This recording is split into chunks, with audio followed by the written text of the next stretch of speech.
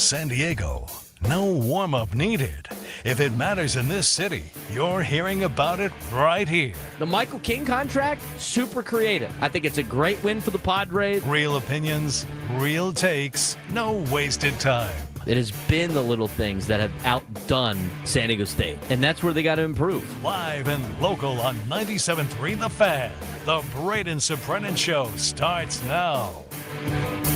What's up, San Diego? Happy Wednesday for everybody out there in America's finest city. He's Frank Marchese. I'm Braden Surprenant. This is the Braden Surprenant Show, live and local each every day from 10 to 2 on San Diego's number one sports station, 97.3 The Fan. Good to be with all of you today. We are not at the Loft. There was a private event that is happening at the Loft, so we will not be down there today. We will do it the next time we got a day game, but we got very important baseball going on right now throughout MLB. We got a couple of games that have already gotten underway. We got a couple more that are about to start here in just a matter of moments, and these games are very important for the San Diego Padres, and that's where obviously a little bit of scoreboard watching is going to be at the forefront for a lot of Padres fans. I was doing it again last night, and thank God the Padres got it done.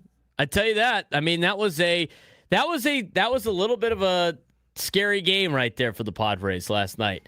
I mean, the Rockies would not go away, but as we talked about in the preview yesterday, Frank and I mentioned pitching staff of the Rockies, not great. Offense of the Rockies, not bad. They're going to be able to swing the stick a little bit. There was one big major factor of the trio that we forgot to mention being not very good. And boy, did that rear its ugly head yesterday. And what would that be? The Rocky defense. Oh, my God. Rocky defense is a great way to describe it there, Frank. The Rocky defense, I mean, talk about a team. I don't think I have, I mean, I don't want to say ever, but have you ever seen a team be that poor defensively at the major league level? The only team I mean, they kick the ball around worse than a Little League team. And I think the Little League teams that played yesterday for San Diego up in the SoCal regionals probably didn't kick the ball around as much as the Rockies did. I mean, even ones that weren't even probably ruled errors, Frank, because they only had only four, they probably could have got dinged with 10. How many times did they just kick the ball around? It's ridiculous. Yeah, that looked like a men's softball game at the Poway Sportsplex any night of the week. Ridiculous. They gave you the game yesterday. That's why if you would have lost that game yesterday, that would have been one of the probably up in the top 3 of worst losses of the season, because they continually were telling you, we don't want to win. We don't want to win. Here, take this. No. We insist. We don't want to win this game. Padres kept answering offensively. The offense continues to be really good. Fernando yesterday, 5 for 5, huh? I'm surprised that's the first time in his career he's ever gone 5 for 5. I know that's very difficult to do, but that's just how great of a player Fernando is. I thought for sure he would have done that before. But last night, I mean, I saw some people talk about like, oh, man, it's the Rockies. We got to make this, we can't be making it this close. At this point, you don't care about style points. You're just trying to win. You just got to win now. I mean, do I care if they look good or not in a win? I mean, right now, that part of the season is over. You are in we have to win at all cost mode. This isn't like college football. We're trying to put a resume together. This is, we've won 4 straight games. Let's make it a 5th today, however ugly it may be with, who knows who's coming out of the bullpen today. Are they going chaos day today with Griffin Canning after Kyle Hart, or are they doing the opener with Kyle Hart? I mean, Kyle Hart, the last time he opened for Griffin Canning threw like 8 pitches in the first inning, looked good, and then Canning's first batter he saw, he gave up a home run. If Kyle Hart goes 8 pitches, man, you should probably let him go out there for a second inning. Everything about yesterday was so like up and down. I mean, I had a great day yesterday. After our show, I went and I had a meeting with USD because we're doing the. I'm helping out with the clinic, the coaches clinic on Saturday, and then after that, I went and I decided to make beer can chicken. Have you ever had beer can chicken, Frank? You steak it. I have not. You No. take an entire bird, and you shove it on a beer can. Beer can's got like herbs and stuff that would in have there. to be a pretty big beer can Season to shove it. it in the beer can. Season it, smoke that thing for like an hour and a half. So I had some pasture-raised chicken, right? So I had a nice little smoked chicken dinner. Had some roast potatoes, a little bit of salad on the side. Watched the Padres yesterday. What a thrilling game that was. I mean, you wouldn't want it to be that thrilling, but it was a great Tuesday. And the Padres got the victory. Now, a couple of things to unpack from the game. The Xander Bogaerts situation where the challenge pitch and the umpire was sitting there going like, you're influencing Xander Bogaerts. That was such a crock of crap. I mean, seriously. Such a crock of crap. It was, you watch the replay, the ball's nowhere near the zone. Dugout obviously chirps because it's so bad. And the guy is so worried about getting chirped at by the Padres dugout that he misses Xander tapping the top of his head to review the play. And then it turned into this whole ordeal. Ump show. Out of nowhere. It's like, dude, somebody needs to be able to overcome that. I mean, that was ridiculous. They didn't end up hurting the Padres, not really. Padres ended up winning the game at the end of the day. The other thing, the other one too, a lot of people were upset about too, was the Rockies like challenging the tag up at third base. I mean, it was kind of ridiculous, right? I don't understand why the Rockies would do that. I get you're trying to win the game, right? But yeah, bases loaded, nobody out. It's a sac fly, right? I guess if they win the challenge, they would have 2 outs at that point. But you're not even close to competing this year. I like, why even waste your time doing that? And then the double down on it was like, all right, well, we appealed and they said no. Let's make sure we don't look totally stupid and let's review it because we're so concerned about this. I mean, come on. I thought that was kind of ridiculous too. Overall, some of the highlights from yesterday. The biggest takeaway from yesterday's game is the Padres are playing playoff baseball now. I mean, now you have to view these games as playoff games, and you don't care about how you win. You just need to win. I mean, every game carries postseason implications, especially with all these other teams playing that are in front of you, and the fact that you're a game and a half out of a wild card spot. Michael King admitted yesterday that the clubhouse felt some pressure. I mean, you kind of saw that in the way he pitched yesterday. Give it 4 runs. Not his best outing, but, he battled out there. And the Padres know that they can't continue to waste opportunities after their disastrous 2-month stretch. I mean, I heard what Michael King said yesterday in the post, I would feel the pressure. It's like, you didn't have to create this pressure on yourself if you guys took care of business for 2 months, right? I mean, it's kind of, is it not, Frank, self-inflicted pressure? 100%. I mean, they put themselves in this situation. They didn't have to put themselves in a pressure situation of having pressure games before the trade deadline. They did this to themselves. It took them way too long to get going. I thought Manny's comments before the game yesterday were a little bit of an eye roll from me. I like the fact that he might be a little fired up. I don't like the fact that, he's playing the woe is us card and like you guys are unfair. I don't think anything the media has said about this Padres team has been remotely unfair, Frank. I really don't. No, I mean, we've focused on their performance, and their performance has not lived up to what they are supposed to be. And when it turned around, especially on the offensive side for Fernando, for Manny, and now for Jackson, we're giving them praise where it's due. We gave the starting pitching praise when it was time. Now they're struggling, and now we're beating them up a little bit. That's just the way it is. You can't expect to not get criticized when you're not performing. Even the last month,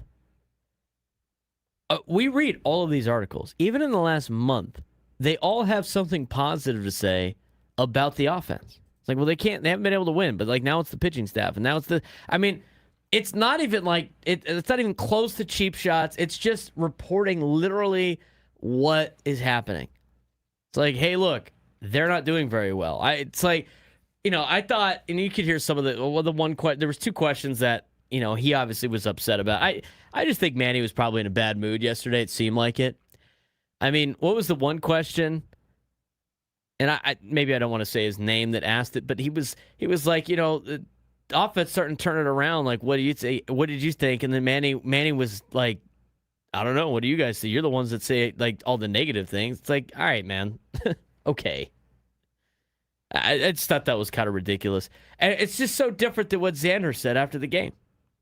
I mean, Xander was like pretty much self-deprecating like the entire interview, except for the fact that he had the confidence of like, I should make that play 10 times out of 10. But we have that clip. We'll play that later. Padres comeback identity still hanging around. I mean, they did it over the weekend. They did it again yesterday. Probably shouldn't have to do it yesterday. Offense is producing consistently. Fernando Tatis Jr., after having a slow weekend in Miami, looks like a superstar again after going 5 for 5. 5 for 5 with all singles, which is pretty impressive. And Fernando's hitting .323 since May 24th. Jackson Merrill continues his resurgence. His last 9 games hitting .457. Machado, again, 3 for 5. Extended his on-base streak to 18 games. He's hitting .343 with a .629 slug during that streak. Michael King is carrying the rotation. But overall, yesterday, a win they needed to have, a win they ended up getting. And, it wasn't pretty. But right now, you don't really care if the wins are pretty or not. You really don't. You're just trying to win. At this point, it's just win, baby. That's it. That is it. Padres get the job done yesterday. They try to continue it today. We'll talk more about that coming up. Also, we got some news late last night. Padres, top prospects moving around. Who got the call up and why? We'll talk about it when we come back.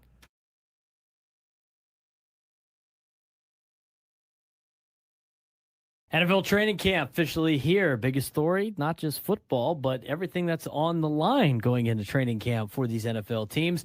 Defending champions Seattle Seahawks are trying to become the NFL's first repeat champion in over a decade, but they've lost some key players and coaches. Meanwhile, 5 teams are holding quarterback competitions, including Cleveland with Shedeur Sanders, Atlanta with Michael Penix Jr. and Tua Tagovailoa, Las Vegas with Kirk Cousins battling a first-round draft pick, rookie and Fernando Mendoza.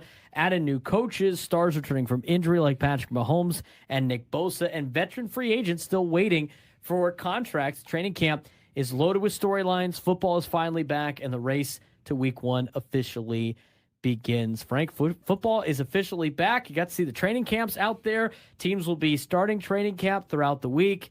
I'm looking forward to finally seeing some NFL football. And last Sunday was the last Sunday without football for the remainder of the rest of the year. So should be good to have a lot of good football back. But, the biggest storylines entering camp, starting with Seattle as being a team that's trying to be the first team to repeat in a long time. Yeah, it will not be easy for them. Seattle's lost their offensive coordinator, Clint Kubiak, along with several key contributors from last year's championship roster, including Kenneth Walker III, Reek Wolin, and Kobe Bryant.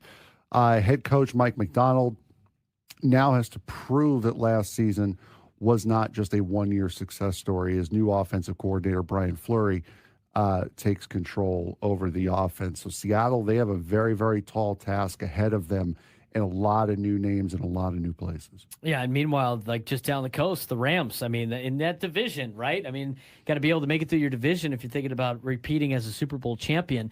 The Rams entering camp with enormous expectations. I mean, they traded for Myles Garrett and Trent McDuffie. They added Jalen Watson. The Rams have assembled one of the most talented rosters and talented defenses to pair with an offense that features Matt Stafford, Devontae Adams, Puka Nacua, Kyron Williams, Blake Corum. Oh, and by the way, Aaron Donald could be coming back. I mean, Sean McVay mentioned he hasn't made his decision yet. Aaron Donald hasn't made his decision about maybe coming back out of retirement for one more Super Bowl run. But Aaron Donald comes back to this team. I mean, the Rams are not only the team to beat in the NFC West, they could be the team to beat in the NFC and even in the NFL.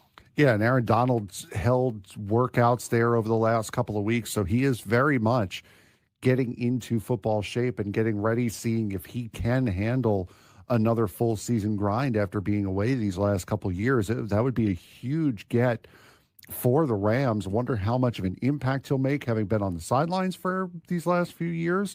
But still, I mean, a name like Aaron Donald coming back to that defensive line to pair with Myles Garrett, that is absolutely massive for the Rams. Quarterback battles, fresh starts, quarterback competitions will headline training camp around the league. In Atlanta, you got Michael Penix Jr. and Tua Tagovailoa battling for the Falcons job. In Cleveland, all eyes remain on Shedeur Sanders as he competes with Deshaun Watson for the Browns' future under center.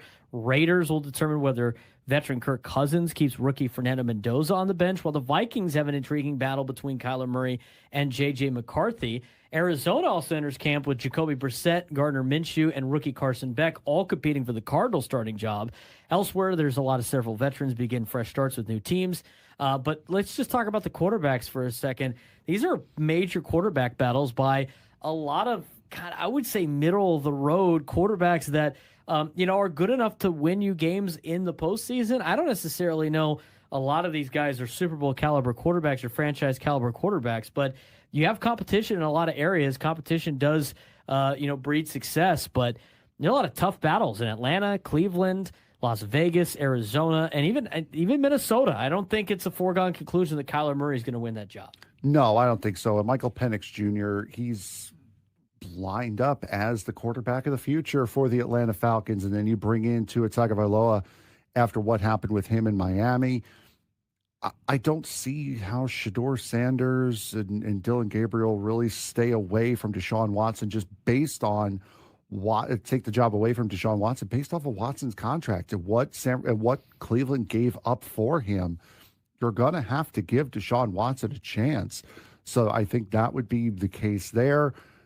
I don't see a world where Fernando Mendoza wins the starting job over Kirk Cousins. I'm one of those guys where you keep guy on the bench for a year, get up to speed, sit under the learning tree for a year. Especially with that team and the talent that they have. You're going to get him killed in his first year. Let Kirk Cousins get killed. And then if you need to put him into action later in the season, you can. But as you mentioned, I think it's a lot. But most of the good quarterbacks in the NFL kind of waited around a little bit to kind of get their bearings and then set up for success. Let the Raiders draft another bad spot and then get some help for a guy like Mendoza.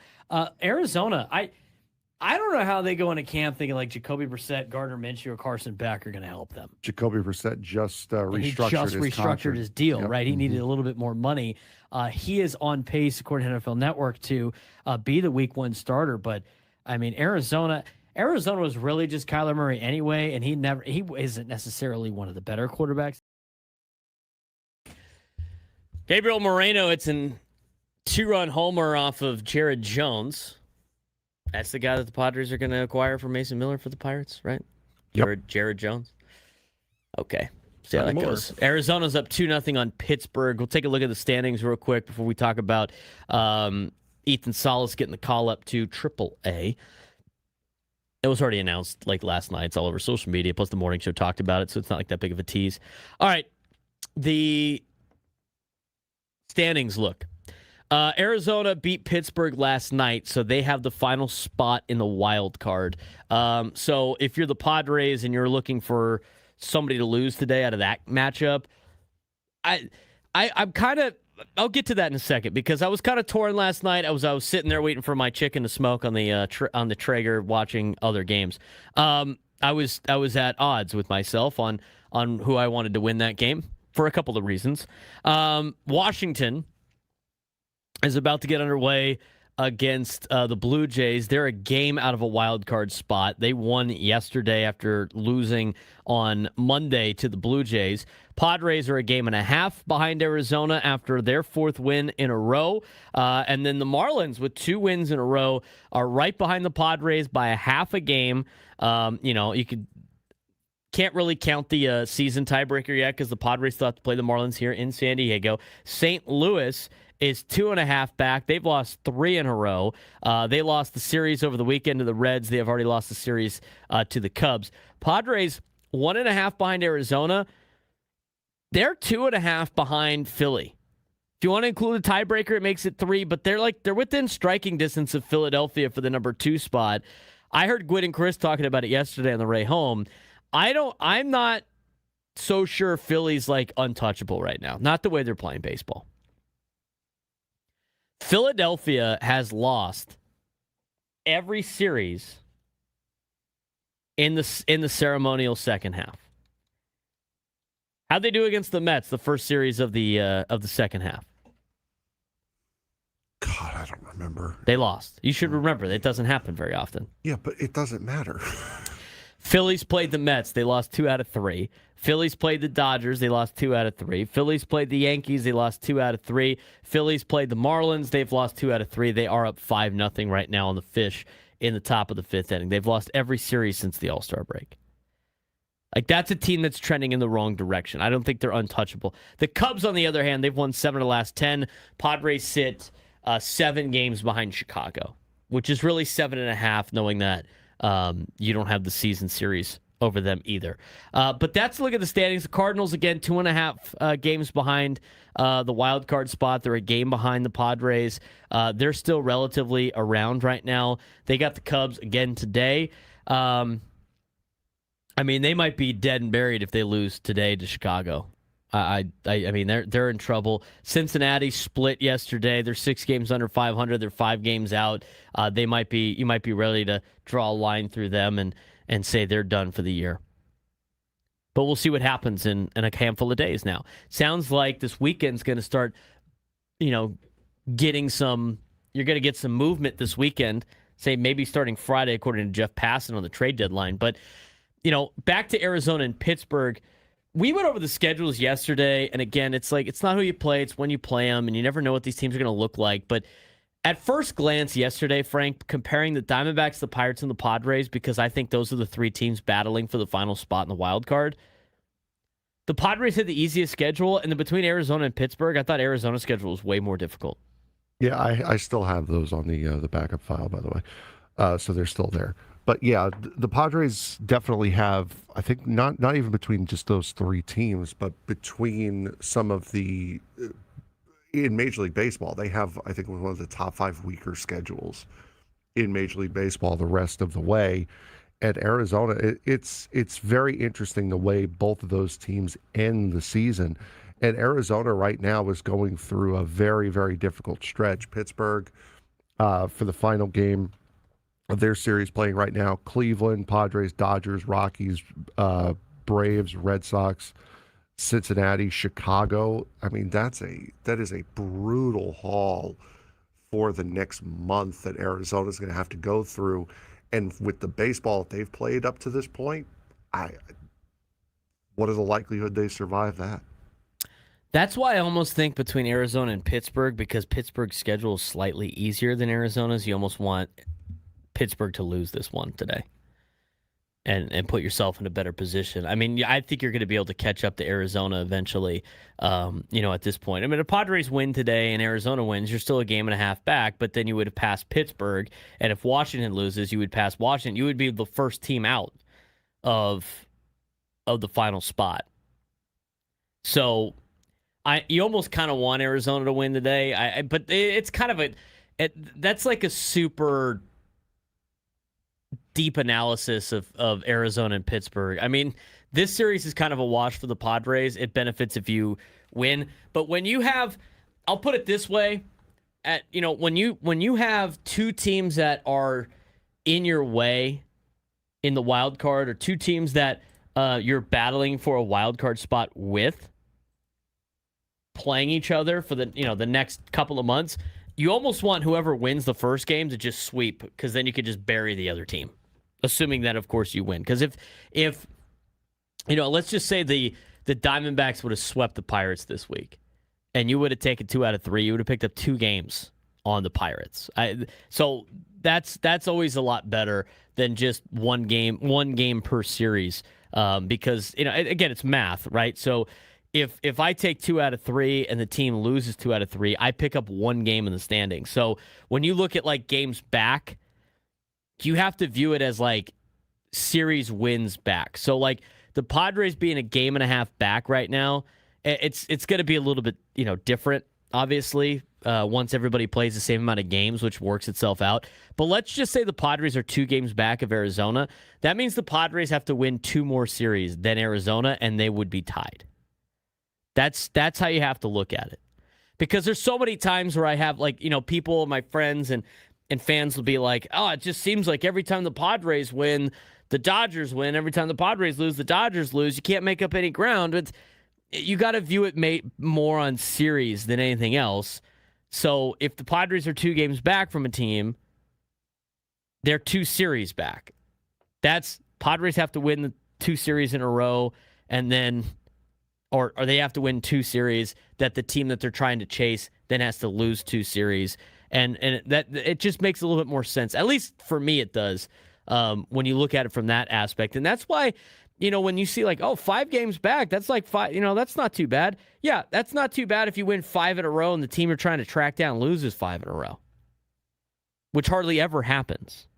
So the Reds, being 5 games behind Arizona, they have to win 5 series during a stretch that Arizona has to lose 5 series, not in counting sweeps, because it's hard to sweep teams in Major League Baseball, right? And then they would be tied. So, that's why it's so much more difficult to move up the ladder board when it comes to standings. So, I just wanted to talk about that for a second. I think you probably want Arizona to win today more than Pittsburgh, but if Pittsburgh wins, it's not going to be the end of the world. If Pittsburgh wins and you win, you'll be a half game out of a wild card spot. I mean, that almost seems like it'd be better. But Arizona's schedule is a little bit more difficult than Pittsburgh's is, and who knows how many wins or you could get opponents to have over the Pirates, right? So you're trying to find those in your scoreboard watching. A lot of good games on today. Update on the scores. Phillies up 6-0 on the Marlins now in the bottom of the 5th. Diamondbacks up 2-0 in the bottom of the 4th on the Pirates. Those are 2 results that are kind of a wash. I think right now, if you're the Padres after passing Miami, you're kind of hoping the Philly loses that game, but who knows? Miami came back from a couple of games ago against Philly, so we'll see if they could do it again today. I doubt it, though. Blue Jays and Nationals are scoreless as they go to the bottom of the 2nd inning. Mets and Braves are not important to the Padres currently. They're scoreless at the top of the 2nd. Orioles and Tigers are also not important to the Padres. Tarek Skubal's pitching today, though, so might be important to some who root for the Tigers seeing Tarek Skubal for the final time.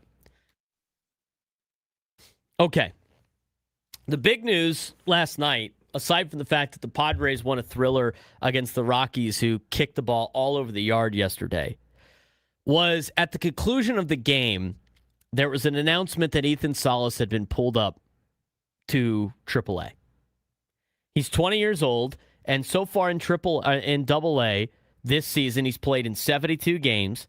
He's hitting .286, which is the highest average he has ever had, with a .361 on base percentage, a .417 slug, and a .778 OPS. Solid numbers, right? Solid numbers. He is, on average, 4 years younger than the average AA baseball player. I don't know what that's going to look like when he gets to AAA. I don't know off the top of my head what it is. They have the age difference thing on Baseball Reference, just to give you the context of the fact that the kid's 20 years old and he's playing with guys 4 years older than him in AA.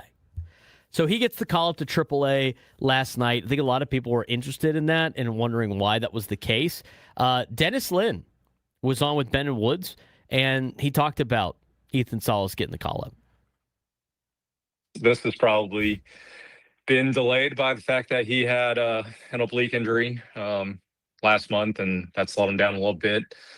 But I also look at his offensive numbers since the end of May. He doesn't have a home run since the end of May. So if you take him from the Texas League and San Antonio, where it's pretty hard to hit, to El Paso, where it's like hitting on the surface of the moon, maybe that just gives him a little boost of confidence and helps him have a strong finish to the end of the year. But yeah, I think he probably would have been promoted earlier if he hadn't been slowed down by that injury. And he's actually, despite the lack of extra base hits recently, he's been starting this month pretty well, and he's still pretty good behind the plate. Very good in some respects. So yeah, I think maybe this was just in the works and just took a little longer than expected. In the month of July in Double-A San Antonio, Ethan Salas is hitting .321 with a .790 OPS. He's got a .405 batting average on balls in play. He has not hit a home run in the month of July, but he does have 3 doubles. He's driven in 4 runs. And, we were talking about this off air, in which it was like, well, why are you doing it now? Why didn't you do it a month ago? I think Dennis Lynn answers that question with the oblique. I mean, he had an issue last year, with an injury that with his back that held him out for the almost entire season.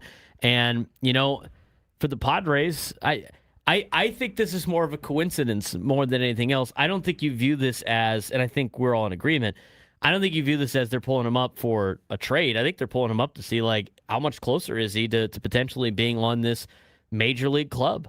And that dream becomes even closer now that he's in AAA. Not to say that they don't pull up guys from AA, but as Brett Boone mentioned on Ben Woods not too long ago, AA is the determining factor of whether or not you can hang, and AAA is not much more of an added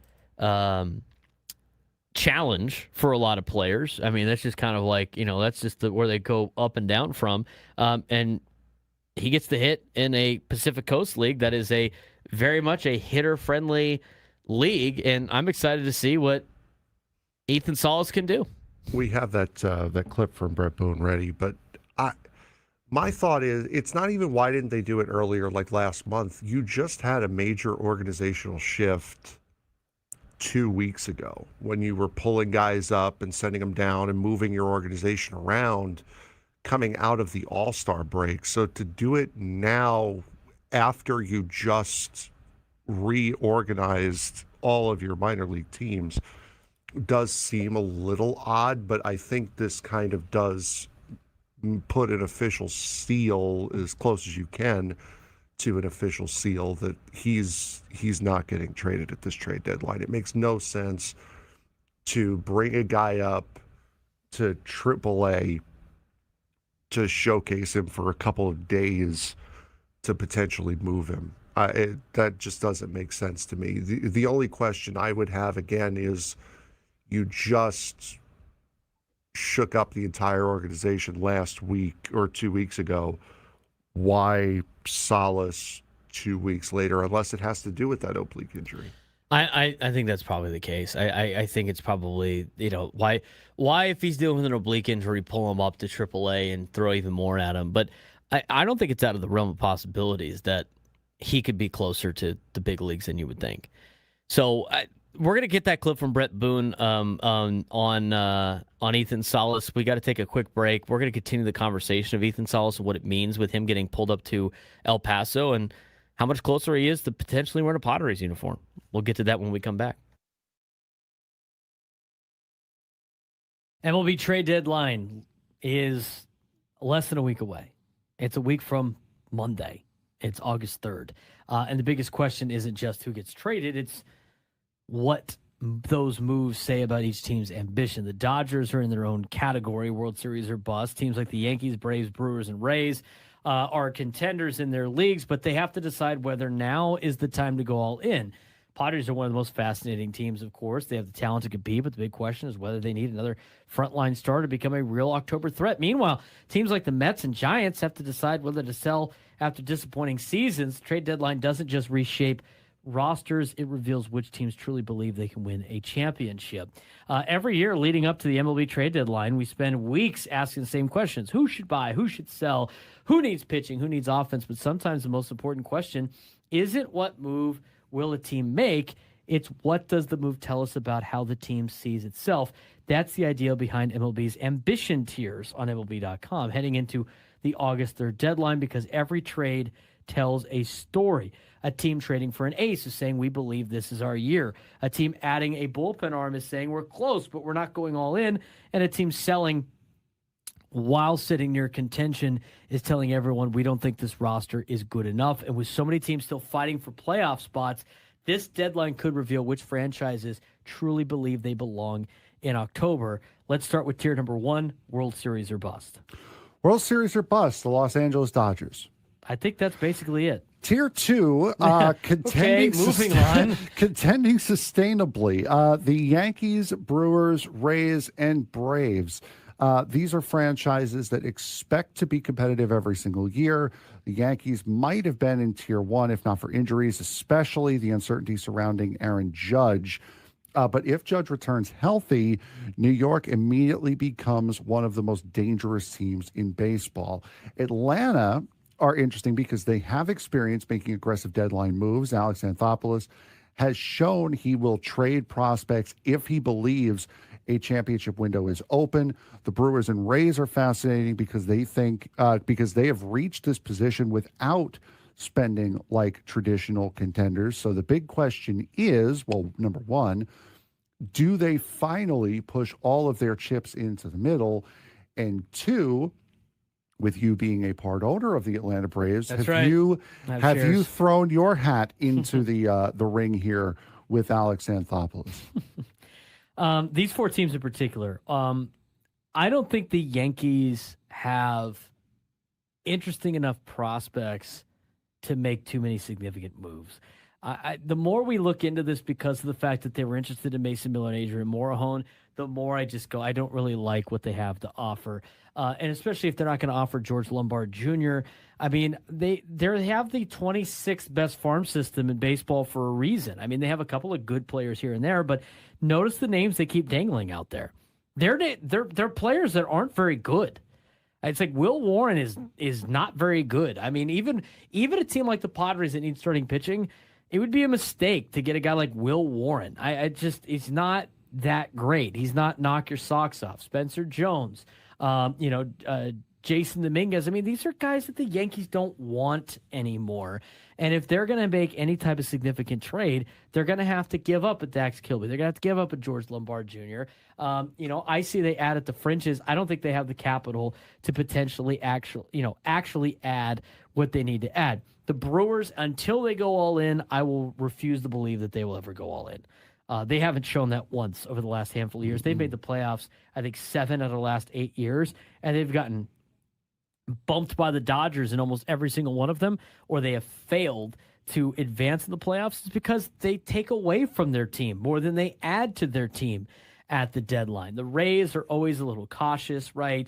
They don't have too many resources. I don't think they go all in, but they'll definitely add at the deadline. And the Braves have the ability to go all in, and I think Atlanta does after the last couple of seasons of being disappointing due to injuries, plus the fact that they never really know if they're going to have a full team going in October or not. They always get some rough injuries here and there. But that gets us to tier 3 and teams that can make noise in October. I mean, it's like the Phillies and the Cubs who have, they're both, if they combine teams, they'd be really good. Cubs have no pitching. Phillies have no offense. Red Sox are just on a resurgence right now. But, I mean, everybody wanted that entire front office fired about a month ago. Mm-hmm. The Guardians are always around. Right, and Seattle takes another big loss on Monday, and their schedule is difficult, and it's going to get even more difficult, and they got no offense. And the thing that they have is pitching, and their pitching is not really helping them out right now. I mean, this is the most interesting group of the bunch. We spoke about it on Monday's show about Lance McCullers, who got DFA'd by the Milwaukee Brewers, and how willing would you be to take a flyer on Lance McCullers, who's coming off of injury, but he has been a frontline starter for a contending team in the Houston Astros? Right at the very end of our show on Monday, the Chicago Cubs, who, what have we said about the Cubs all season long? With how many pitching injuries they have had, they need starting pitching. They need pitching more than anything else. They just DFA'd Jameson Taillon. I would be so much more willing to take a flyer on Lance McCullers than I would Jameson Taillon, because if the Cubs need pitching as bad as they are, you'd kind of have to suck it up with a guy like Jameson Taillon. And they Bill House Studios, we know how. He's Frank Marchese. I'm Braden Surprenant. This is the Braden Surprenant Show, San Diego's number one sports station, 97.3 The Fan. I don't know what is people are arguing with themselves in the YouTube chat. Yeah, I know. See. I'm wondering what that's. I got my High Point shirt on today. Repping my sister's school today. I should have done it the other day at. It's funny. The other day, I think it was softball. Because me, my brother, and my sister are all playing now. Mm-hmm. I think my brother was wearing a TCU shirt. My sister was wearing a Tennessee shirt. I didn't get the memo to wear the High Point shirt, so I'm wearing it today. High Point University. Go Panthers. Made the NCAA tournament the last 2 years. That's pretty fun, huh? There you go. All right. Anyway. Now, caller ID from Baylor Health. Definitely not answering that phone call. If you call in and it says Baylor, we're not answering. Ever. We're not at the loft, as you can see. We're at the penthouse. We're at the penthouse. I want to say it's because it's funny, like, so I don't know if the two are related. I don't want to. This is all for fun. I don't want to make it a big scene about it. I don't need anybody to get upset about this. Where's the conspiracy theme? But I will say this. My brother asked me, he told me, 2 months ago that his company was going to be in the Western Metals, on the roof of the Western Metal building for the game. And it was on a day game. And I was like, that's great. We usually broadcast from the loft, so you could come down and get there early and whatever. And today is that day. And the Padres told us that they have a private event at the loft today, which happens. It happens all the time. So that's why we're not at the loft. They had something come up. It makes me think that, you know what? Did my brother say, you know what? We don't need his ass here. Can we rent the whole thing out so he doesn't have to be here? I think not. I don't know. So for people that are wondering why we're not at the loft, I didn't want to see my brother today. That's just what it was. No, just kidding. They had a private event up there at the Western Metal Supply Company building. You could do that. It's pretty fun. I think they have some cool packages you could do in order to have that experience. It's a great experience. So obviously that takes precedent over our show, which is fine with us. And we're at the loft, or we're at the penthouse today. Be at the loft next on the the next afternoon. Whoa! Too much hate in the YouTube chat. What happened? Foul on little bro. Yeah, you know what? That counts. I'll take that. Matt gets a foul for that. He draws the foul. I mean, it could be two totally separate events at Petco today. But everybody want to know why we're not at the loft today. That's why we're not at the loft. They have a prior engagement up there. So that's cool. It's cool with us. All right, let's talk about Ethan Salas. So for the first time since injuries and struggles stalled his rapid ascent, Ethan Salas, once again, looks like the elite prospect Padres believed they were signing for $5.6 million in 2023. The organization has promoted its top prospect to AAA El Paso this week after an encouraging bounce-back season at AA San Antonio. While Salas' numbers don't jump off the page, the promotion represents something much bigger. Padres believe he's back on the development path toward becoming their catcher of the future. To anybody that said, why didn't they do this earlier? Well, he was dealing with a little bit of an oblique a month ago. At this point, he's obviously healthy enough to get the call up, and it's going to be interesting to see what the next step is for Ethan Salas and how much time he spends in AAA. I mean, the kid's 20 years old. He's your number one prospect, I don't think they rushed him. I think they've just been challenging him the whole time, and this is where I disagree with some people about, you don't want to bring him up. You're going to ruin the guy.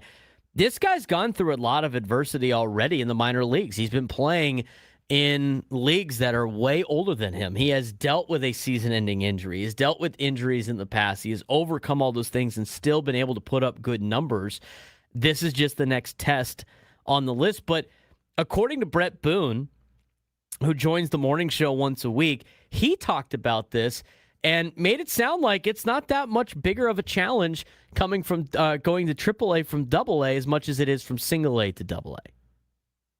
Well, I think it's just part of the maturation process. I mean, AA, if you've got the skill set and the mind, if you're wise beyond, mature beyond your years as a ball player, it doesn't matter. You can go AA right to the big leagues. AA is kind of the measurement. High A ball, you start to be a baseball player. AA, if you can hang at the AA level and compete and do well, that's the skill set necessary for the big leagues. AAA is just a little more of a polished player. You're going to be playing with older players that have been there, done that. Probably a lot of them have touched the big leagues. And you're going to start to see how big leaguers pitch. The only difference is when you go to that next level, and it's always been this way. It's AAA, you've got bona fide professionals that know how to do it, know how to walk, know how to talk, know how to play like a pro. Pitchers stop throwing at the AAA level, they're pitching. I think if this is another step in trying to challenge a kid that they think the ceiling of potential is incredibly high, and this is a situation in which I would not be surprised if he's up with the big league club sooner rather than later. Now, what I mean by that is it's now not out of the realm of possibility that he is on the team next year. I don't think it's out of the possibility that that's the case. I think it would be incredibly early, but with expanding the roster to 2 spots in September, what seemed like what would be a crazy pickup for Ethan Salas at that point in time doesn't seem as crazy anymore if he has a really good August in El Paso. And so they continue to push this guy. I mean, he began professional baseball at 16. He reached AA before turning 18, and now he's in AAA at just 20 years old. And this is even more spectacular, Frank, because of the fact he's a catcher. And few catching prospects in baseball ever move this quickly. I mean, when they signed Ethan Salas when he was 16, he was a catching prospect. I think a lot of people were like, well, you're not going to see this guy for like a decade. Because that's how catchers move. Because not only do they have to get their bat, right? But they have to know how to handle pitchers. They got to handle pitching staffs. They got to be able to do a lot more than just your regular, position player prospect. And I think this is an encouraging sign for the Padres. I think this is great for the Padres, and I don't think this is a showcase for him to be traded. I think this almost confirms that he won't be traded by Monday. Yeah, that's more or less what this move has the feeling of, is that this is just confirmation that he is going to be staying and sticking around for a while. And I think that I personally would not like to see him this year up to major league level. Let him get a full year in the minors, no injuries that keep him out for an extended period of time, his first professional year without an injury. Let him build up that momentum in the minor leagues, invite him to camp next year. Obviously, if he blows everyone's doors off, fantastic. He's your backup catcher. If not, then AAA, start at AAA with a basically a Rodolfo Duran situation where you're the first guy up if something happens. So this is a great step forward for Ethan Salas and a wonderful progression for him, still being as young as he is.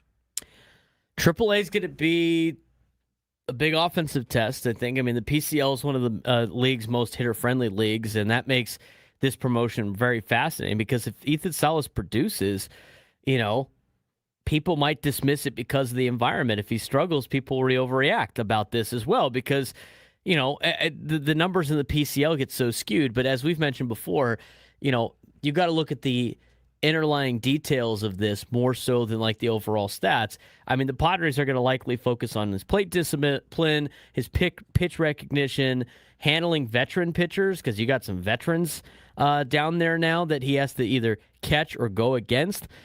See how his defensive growth is, his game calling. I mean, working with ABS as well. I mean, that's some of the challenges that he's going to face and something that the next test for him in AAA. But the big reason why, the reason why catchers for the most part take a long time to come up is not because of their offense. It's usually because of their pitching staff, handling the pitching staff. It's because of defensive mechanics and being good defensively. And that remains the biggest reason why everybody loves Ethan Salas. He's mature above his years. And even during offensive struggles, scouts have remained convinced he'll become an above-average defensive catcher. And his strengths include leadership. I mean, we heard about the leadership stuff like in spring training, where he's surrounded by all these veterans. And he's like working in the big league camp a little bit. But leadership, pitch framing, baseball IQ, arm strength, maturity, he's 20. I mean, those are the traits that evaluators like about him. That's why they still rank him among baseball's top prospects. And because of that, his prospect status has recovered. I mean, at the start of the season, MLB.com removed him from the top 100 because of injury concerns. Now they have him as a top 30 prospect, 30th best prospect in all of Major League Baseball. Baseball America has him number 11, which is a remarkable recovery in just a few months. But you know what? Everybody was asking, like, well, it'd be nice to have a top prospect right there knocking on the door.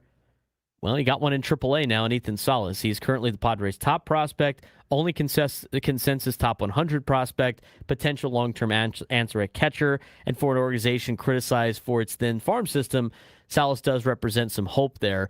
And I think it's interesting to see him be in AAA. I can't wait to see what he does. You know, we'll see if he's in the lineup tonight for the El Paso Chihuahuas. But the Padres aren't expected to rush him to the major leagues anytime soon. I don't know why you would. They're going to continue. They're going to see how he continues to improve offensively. The goals include handling experienced professional pitching staffs, refining his game management, adjusting to higher velocity and sequencing, prepare for competing for a major league job in 2027. And the organization would much rather have him over-prepared than promoted too early. I think he probably has a really good shot of making the team next year. I think that, you know, depending how he does in El Paso, it impacts what you do during the offseason and who becomes expendable and who doesn't. And on top of that, like, I don't think it's crazy that he could be one of the two guys that get called up in September.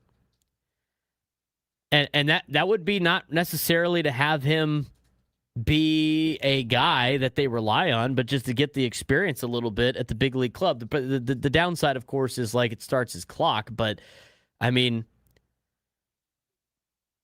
what's stopping him from being the backup catcher in the postseason if he needed to? I think that could bring you some good experience. It might be a lot for a kid, but you know what? When the Padres usually go to the playoffs, they don't really use the other catcher anyway. You know, what's it hurt? I mean, he already proves he could be good defensively. What's it hurt? He goes up there to be the defensive catcher in the playoffs and get some playoff experience, or like at least understand what it's like to do things at a big league level. But this is the right step, and this is a good step in the right direction. The future's getting here closer than you think, Padres fans. You know, and it's going to be interesting to watch him play in El Paso. But I think at this point, I don't think there's any chance that he gets traded before the deadline. I think he is a guy that's going to be on this team, and I think they think that highly of him. And here's the other thing too: they've kept guys like him in the past. They kept Fernando. They kept Jackson Merrill. They kept Luis Camposano. I mean, they've kept some guys in this farm system too. I think everybody just assumes that Preller trades everybody away, but out of the guys that you produce, because you only really produce one really good player maybe once a year, once every couple of years. Padres traded away two of those guys, and three of them. I mean, Leo DeVries is probably that other guy as well. But this is one of the guys that they have kept. I think they continue to keep him. They kept him last year when he was hurt, Frank. They could have traded Salas last year to Lasso Clemente instead of DeVries and been like, you know what, we don't think this guy's going to work out. But they still kept him. And I don't think that was because teams didn't want to take a flyer on him because of the fact that he had the back injury last year. So I'd be shocked if this guy gets traded by Monday. I think he's going to be. I think he's just getting the next challenge on his list before he becomes a big leaguer. Yeah, I think this more or less seals the fact that he will not be traded going into this deadline. So now it's really about keeping Schoolcraft and Mayfield, and then the rest of the chips fall where they may. That's why they had those articles this week about AJ Preller being creative. I mean, a lot of the deals that he made last year. I mean, the Miller one was obviously the one that they gave up a lot of top prospects for. But you could get creative out there with some of these trades with a lot of these teams, and just some teams acquire a lot of quantity and hope one of them works out. But we'll see what happens. But Ethan Salas gets the call up. When we come back, we'll talk more about today's game, dive into what's going on around Major League Baseball with the trade deadline, latest rumors. Got a lot to get to. One more hour to go before the Ecowater SoCal Padres pregame show. Padres and Rockies coming up later.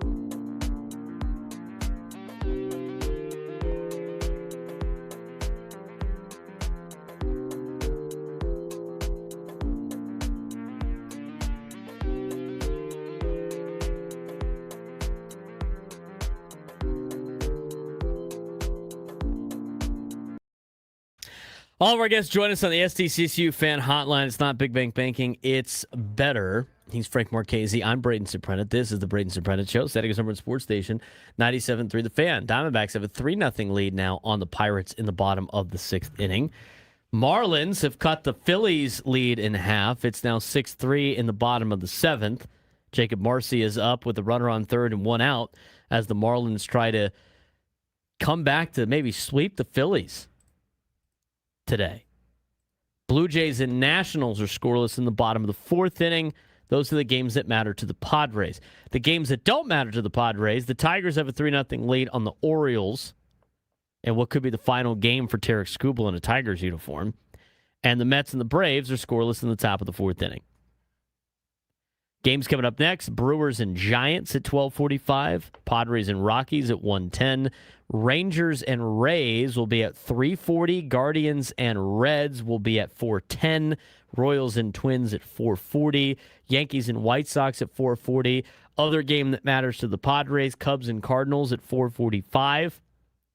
Astros and Angels will be at 6:38, Red Sox and A's will be at 6:40, Mariners and Dodgers at 7:10.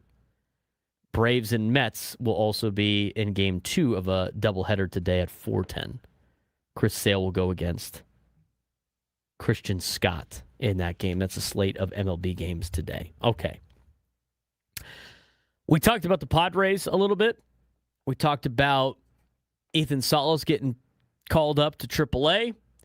Let's talk about how the trade market has moved today. Sounds like Friday is going to be a day that sees a lot of action. But what's the latest in terms of what's trending on the rumor mill? Let's get to our MLB trade update that we've been doing each and every day at 11 o'clock. You're going to have to take over here for a second. I'm busy. What are you busy with? Oh, no. Booking a flight to Seattle. Here we go. Why are you booking a flight to Seattle, Frank? Because it is going to be Jimothy night at T-Mobile Park. I'm getting a Jimothy shirt. That will be happening. Are raccoons your favorite animal? Yes, they are. I believe I've said this before. I don't remember this being a Trash secret. Panda Auto Racing? Yes. I mean, I don't make it all. Sports? I don't make it all that unknown. It's true. All right. Well, and maybe you can make a trade at the trade deadline to acquire Jimothy. It's Wednesday. It's Wednesday against the Tigers. Next Wednesday. Oh, without Tarek Skubal, we'll see how the Tigers do. I don't care about Tarek Skubal. I want my Jimothy shirt. All right. Go. Yes. It all, on a seriouser note, the Chicago Cubs are the first team on this list here. The Cubs desperately need starting pitching, but reports say they're only willing to trade top prospects if they're getting a pitcher with years of control. Otherwise, they're sticking with rentals. Big question here. Should contenders ever trade elite prospects for rental pitchers anymore? I mean, it depends, if that's the guy that's going to put you over the top. I mean, rental pitchers, I don't... Because the difference with this is the Padres traded an elite prospect for not a rental pitcher, but a guy that they had control over for 4 years, right? That's a little bit different.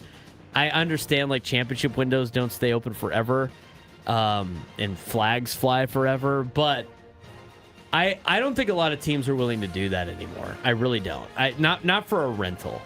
I think if you're going to get a rental...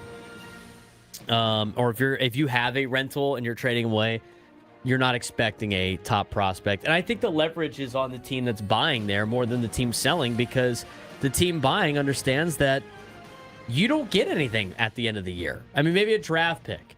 So if you're the Padres, are you giving up Ethan Salas for Freddie Peralta? Absolutely not. Are you giving up Ethan Salas or Cruz Schoolcraft or Cash Mayfield for a rental? Probably not.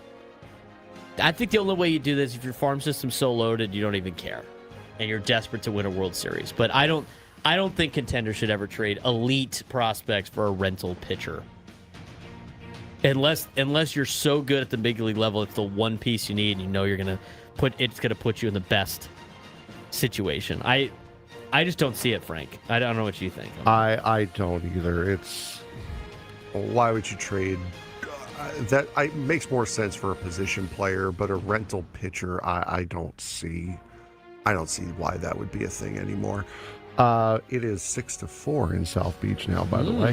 They're coming back. The Astros and George Springer. One of the more fascinating rumors is George Springer potentially returning to Houston. He's 36 and heating up at the plate, and Toronto is looking to sell. Would bringing back George Springer be a smart move or a nostalgia move? I think it's more nostalgia than anything else. I also think, the Astros say they're going for it. They're one game under 500, but they're a game out of a wild card spot. With the trade deadline, being a seller's market and not a buyer's market, they might not have a lot of options. Maybe they think bringing George Springer back to Houston will resurrect them a little bit, but he hasn't really done that well. And they didn't really, didn't really work out for them when they brought Carlos Correa back. If they want to bring him back for the vibes and hope for the best, that would be the only reason why you would bring back George Springer. But bringing George Springer to the Astros is not going to be the guy that puts him over the top. This is not the same George Springer that you had in Houston a long time ago. I get he knows the organization. I get he's been a proven playoff performer. I get he brings veteran leadership. I know his bat's starting to heat up a little bit, but he's very limited defensively. He's battled some injuries. He's an older player. And Houston needs to be more athletic, not necessarily, bringing back the memories. So I think that would be an emotional trade more than anything else. What memories are you bringing back? Would be my question. Would it be trashy memories? Is that where we're going with that? Or? He wasn't on. Was he on the team that won after the fact? Oh, I'm not sure. Was. No, not on the team that won after. I don't think he was. Yep, all that for the bit. The Cardinals. He was not on that team. No. The Cardinals are reportedly willing to listen on almost everyone except Jordan Walker and J.J. Weatherholt, and that includes Lars Nootbaar and Ivan Herrera. If you're St. Louis, is it finally time to admit the core isn't good enough? It's a little early, don't you think? Well, it's not even that. It's also, this is kind of back to status quo from where they were at the offseason and what they were expecting for the offseason. Those are the only two guys that you couldn't touch, and everyone else. Yeah, I think everybody's still available. I think they went with the young guys and tried to figure out who they want to keep here in St. Louis and who they want to build a team around. And they want to build a team around Walker and J.J. Weatherholt. And as of right now, you could still cut some ties and load up more prospects. They're going to have some money to be able to spend because they've done it in the past. Their payroll right now is $99 million, and 12.5 of it is going to Dustin May. And J.J. Weatherholt did just sign a contract extension. So he's going to stay. They're going to keep, Jordan Walker. But everybody else, if it's the right price, I think it might be worth it, especially the guys that are already in arbitration. Jojo Romero, Lars Nootbaar, Andre Palante, Alec Burleson, Nolan Gorman, Matthew Liberatore. Those are the guys that we said during the offseason should be available for the Cardinals to trade away because, what's their window going to be like? At that point, we didn't know too much about J.J. Weatherholt and Jordan Walker, being able to consistently compete, right? We've seen the flashes, but now it's okay, J.J. Weatherholt's 24, Jordan Walker's 24. They have a couple of years to, get everything back on track and then really go for it. It depends on, do these players fit the window? At age 29, Jojo Romero doesn't fit the window. He's a free agent at the end of the year anyway. Lars Nootbaar, he's 28. He's going to be 29. He doesn't really fit the window with 2 years of control left. Andre Palante, same thing. I could see the Cardinals trading everybody that's not tied down to the ship. This would be just the continuation and probably the final step in their rebuild process. Yeah, and this is, again, expected. This is what the expected result was going into the season. The Baltimore Orioles. Hey, Birdland. Hey, Birdland. It was Birdland last night after they got embarrassed 14-0. Their playoff odds are now under. Squirrel didn't run on the field. That's true. Their playoff odds are under 20%, and now the baseball world is waiting to see if Mike Elias finally waves the white flag. When should a front office admit that their season is over? I don't know. They don't have any pitching. They're 2.5 games out of a wild card spot. They're 4 games under 500. I mean, it's over. I mean, what are they going to admit that all the young guys that they hoarded didn't work out? And you probably should have traded some of them to add to the team, the core that you had a couple of years ago when you were competing to win a AL East. That was the time to make some of these moves. They're the perfect description of not the other extreme, the opposite extreme of the Padres of just trying to keep every prospect. I think it burned them, and I don't know how many of these guys are going to be able to part ways with. And it might be, they're not going to get as much back as they did before because some of these guys came falling back down to earth. Guys like Jackson Holliday that just has not lived up to expectations yet. It sounded like Adley Rutschman was available. I mean, this is the time where Baltimore, I think, needs to start really going like, this is our core, and this is what we're going to add to in the offseason. But they have to be willing to spend money, and they have to be willing to part ways with some prospects to get the assets that they need, especially after signing Pete Alonso. The first of which they have shown. They have shown that they will spend money, though. The Dodgers are still viewed as the favorites for Tarek Skubal, despite already having one of baseball's most talented rosters. At what point does going all in become bad for baseball? I think the answer to this was about, 2-3 years ago. Probably 2 years ago. This is why you have the political ads on the MLB TV for salary caps and everything like that. It's because of situations like this. I mean, if the Dodgers get Tarek Skubal, which I think they're like the only team that they can outbid everybody for him. If they get Tarek Skubal and then they add all these guys back, right? Like Blake Snell hasn't pitched at all, and oh man, what's that guy's name? The dude that looks like he's in Oppenheimer. What's that guy's name? Tyler Glasnow. They're gonna get all these guys back. They don't need them. I just think it's just gonna make it funnier if they don't win the World Series because it's gonna be the biggest failure of all time, having all the best players in Major League Baseball on one team. I mean, people don't want to watch that. That's why college football has had the issues that they have had. They don't want to see the same teams over and over again. It's boring. That's what happened in the NBA. It's boring. This is an entertainment business more than anything else. If they do that, if Tarek Skubal ends up on the Dodgers and the Dodgers win another World Series, guess who's going to have zero leverage in any type of negotiations for the labor negotiations? Mm-hmm. Nobody's going to feel bad for the players at all. They're going to be like, I don't want to watch this sport if it's the same team over and over again with all the best players. Miami Marlins have tied this game. They have the go-ahead run 90 feet away in the bottom of the 7th inning, and it may have cost them Otto Lopez, who came up lame after hitting home plate to tie the game. Otto Lopez, who we're about to talk about in a second. Well, my Seattle Jimothy's are now below 500. That's what we're going to call them now? Yep. Okay. But still plan to buy. They're looking for a right-handed bat while also considering trading Luis Castillo. Can you really buy and sell at the trade deadline? I think you can if you have something that is a plethora of. I think the Padres could theoretically sell a bullpen piece or two and improve their roster in other spots. I am open to trading Adrian Morejon, as I mentioned before. But, if you're going to be super competitive about it, it's going to be hard to give up Adrian Morejon, who's your best lefty out of the back. But I think you could do it. I think you could buy and sell at the deadline if you have an elite center of one thing, especially if you don't have enough positions for it to go around. If you got another starting pitcher coming up in the ranks, which I think Seattle does, yep. I mean, you could trade an Emerson Hancock or Luis Castillo and get other pieces back to help solidify your team. So I think they can do it. I don't think there's a lot of teams that can. I think the Mariners are one of the teams that, in fact, can do that. Yeah, Emerson Hancock, they've said they're pretty intent on trading him over the course of this deadline. Executives around baseball say pitching prices are still through the roof. Teams want premium prospects for almost every starter available. Should buyers wait or panic before someone else gets their guy? It just takes one.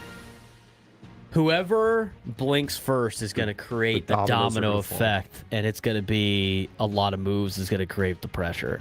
I think right now you still got to wait. I mean, by Friday, if you get a deal that you like, that's probably the time you want to pull the trigger on that. But you don't want to, it's like musical chairs. You don't want to be the team that's left there without a chair, aka left there without adding at the trade deadline, because that is almost as catastrophic as making the wrong move, is not doing anything at all. Boston is reportedly targeting Miami all-star shortstop Otto Lopez. Well, we'll see if they're still doing that. Probably not anymore. Who's hitting? We'll see if he stays in the game. Yeah, that's the big one. Who's hitting over 330 and is still under team control. Would you rather trade for a proven veteran or bet on a player who's just breaking out? I mean, who's the proven veteran that they would go get? That's a shortstop. Xander Bogaerts? Is that really helping you? I think Otto Lopez probably makes the most sense. I mean, you want a shortstop or you're not? I think for shortstops, you want the young athletic player more than anything else. So I could see the Red Sox doing that. Unless they think the proven veteran is like C.J. Abrams. But they are both all-stars. And they're both guys that probably are going to cost something a little bit more significant than others. Otto Lopez, I don't know how. I want to say he has more years of control than Abrams, right? Otto Lopez, yeah. Otto He's Lopez in the game. Stayed in. Is a free agent in 2030.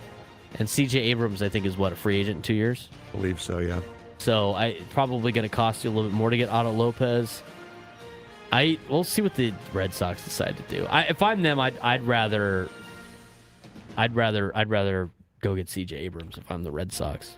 Well, quickly, we'll go back to Houston here. Houston wants another outfielder, but here's the problem. Their farm system is one of the weakest in baseball. Can a team with a bad farm system realistically stay aggressive at the deadline? I think so, because you can get creative with it. And here's the other thing I have to evaluate with this. Just because MLB.com evaluates farm systems for the public doesn't mean every team views those prospects the exact same way. Every team views prospects in different ways. The Padres have ranked every team's organization in different orders than what you probably see on all of these other sites. I mean, if MLB.com, Fangraphs, and Baseball America all can't agree on ranking prospects, you think all these teams are going to agree on ranking prospects? I mean, there might be guys that are like 15 on MLB Pipeline that other organizations view as like a number 1 or 2 in their organization. It's probably not that extreme, but I'm just using it as an example. So I think AJ Preller has shown that you can do that. We've seen it in the past. Mm-hmm. But that will do it for our update on the trade deadline. We'll keep you updated on what's going on in Miami between the Phillies and the Marlins. They have tied it now as they go to the 8th inning. We will also keep you updated on Arizona and Pittsburgh and Toronto and Washington. But big news that I wanted to get to on the golf course. Big news involving Torrey Pines in the PGA Tour. We'll tell you about it when we come back. Another fun week of motorsports. Alex Bowman announced he'll retire from full-time NASCAR competition after the 2027 season, saying injuries, family, and life beyond racing influenced his decision. Meanwhile, Corey Heim keeps making history, winning the Brickyard 400 to earn his second Cup Series victory, despite only being a part-time driver. Joey Logano says NASCAR will be battling Heim for years to come, and it's hard to disagree. In Formula One, Lando Norris picked up a huge victory at Hungarian Grand Prix, while championship leader Kimi Antonelli extended his points lead heading into the summer break. One generation is becoming a step away, while another is already taking over. Let's start in NASCAR. Alex Bowman announced retirement plans, while Corey Heim keeps rewriting NASCAR history.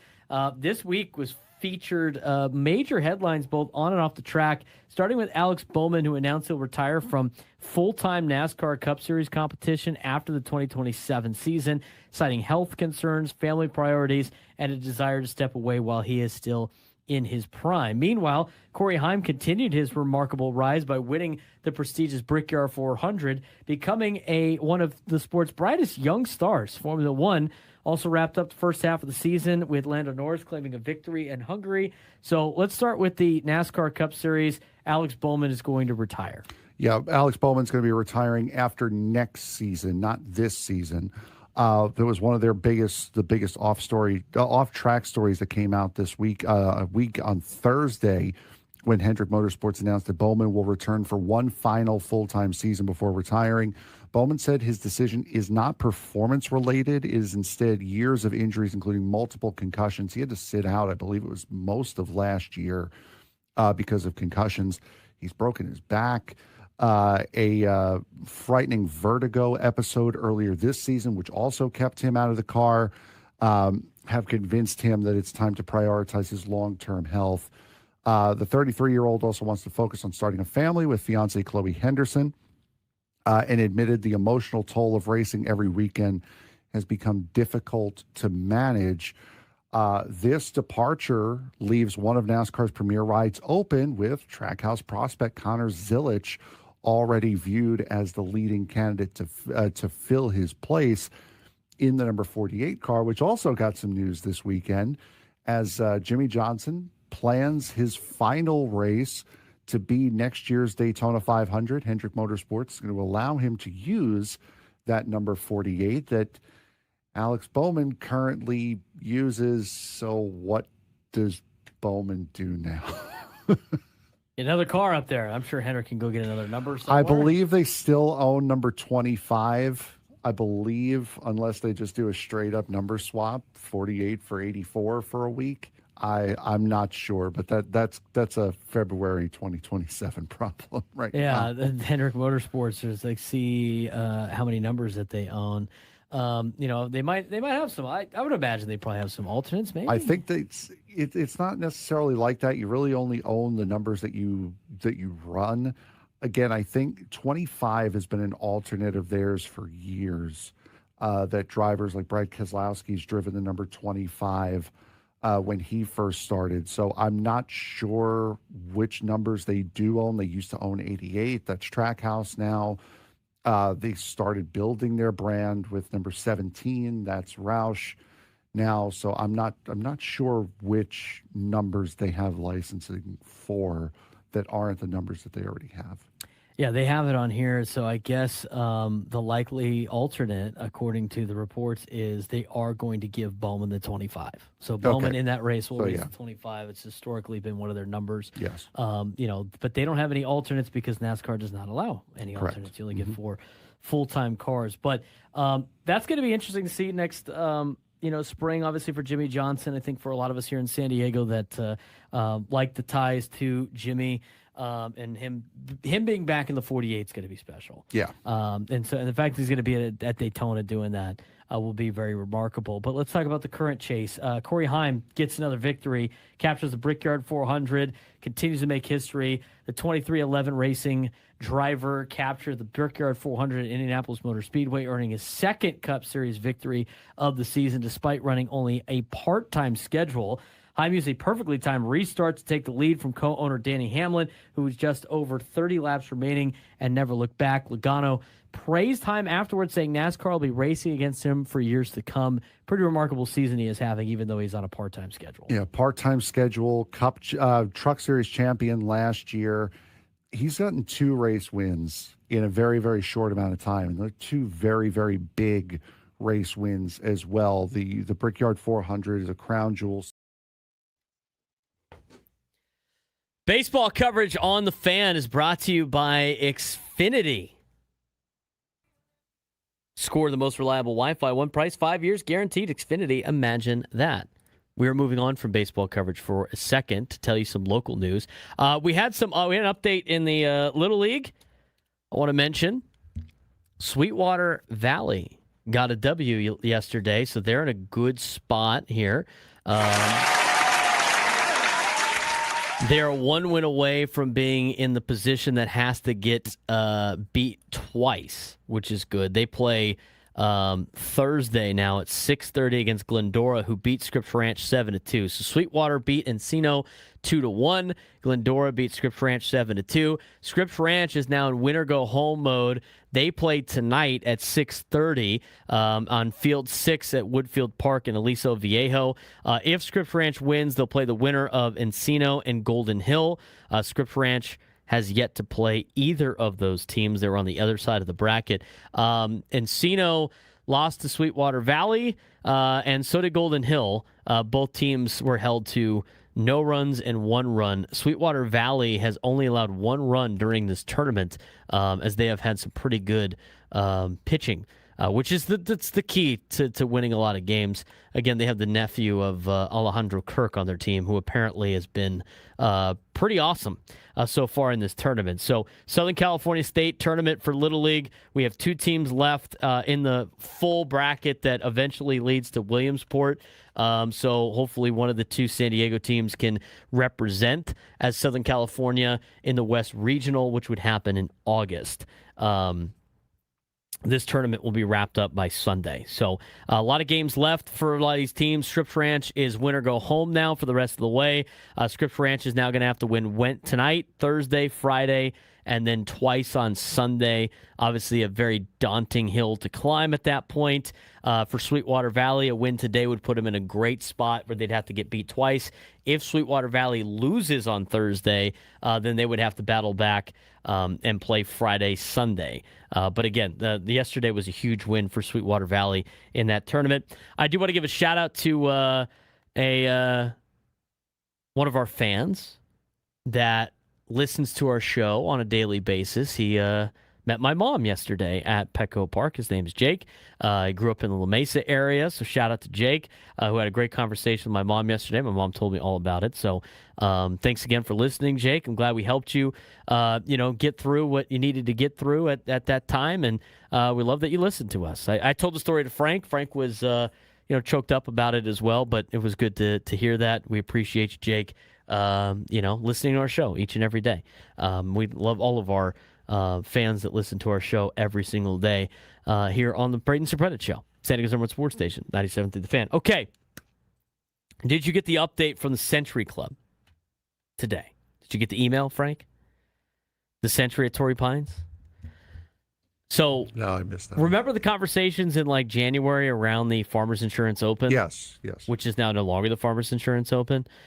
They were losing their sponsor, and the PGA Tour was changing their schedule beginning in 2028, and there was a little bit of a scare about whether or not Torrey Pines was going to be not only, in a good spot in terms of where you're at in the tour, but even on the tour at all. Well, San Diego Golf received a major boost Wednesday as it became official. The Century at Torrey Pines will become one of PGA Tour's premier championship series events beginning in 2028.